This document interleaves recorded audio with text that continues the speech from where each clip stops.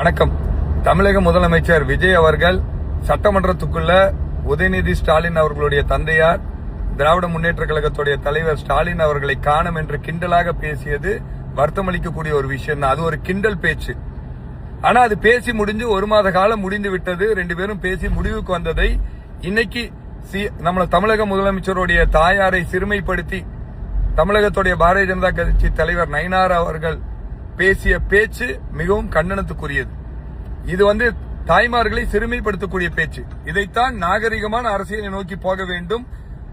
பர்சனலா இல்ல பெண்களை சிறுமைப்படுத்தக்கூடிய விதமாக அரசியல் போக்கு இருக்கக்கூடாது. சித்தாந்தத்தை விமர்சிக்கலாம், ஆட்சியை விமர்சிக்கலாம், நீங்க ஆளுங்கட்சியோட செயல்பாடுகளை எவ்வளவு கடுமையாக கூட விமர்சிக்கலாம். ஆனா தனிப்பட்ட முறையில் இந்த மாதிரி பெண்களை சிறுமைப்படுத்தி பண்ணுவது நம்ம ரொம்ப நாகரிகம் இல்லை என்பதை தலைவர் அண்ணாமலை அவர்கள் தெளிவாக சொல்லியிருந்தார். உடனே இதுக்கு பாத்தீங்கன்னா DS பாண்டியராஜன் இன்னைக்கு ஒருத்தர் காணொலி பதிவு ஒன்று போட்டிருக்கிறாரு. அண்ணாமலை அவர்கள் ராகுலை திருப்திப்படுத்துவதற்காக, விஜயை திருப்திப்படுத்துவதற்காக அப்படின்னு சொல்லி அவர் இதை பேட்டியெல்லாம் கொடுக்கிறார். நாங்க யாரையும் திருப்திப்படுத்த வேண்டிய அவசியம் இல்லை. பாரதிய ஜனதா கட்சி விமர்சனம் பண்ணுவதே வேலையா வச்சிருக்கிறது இல்ல. இன்னையிலிருந்து தலைவர் வெளியே 2 மாத காலம் ஆயிருச்சு. இன்னை வரைக்கும் ஒரு வரி கூட, ஒரு வார்த்தை கூட பாரதிய ஜனதா கட்சியை நாங்கள் விமர்சனம் செய்யவில்லை.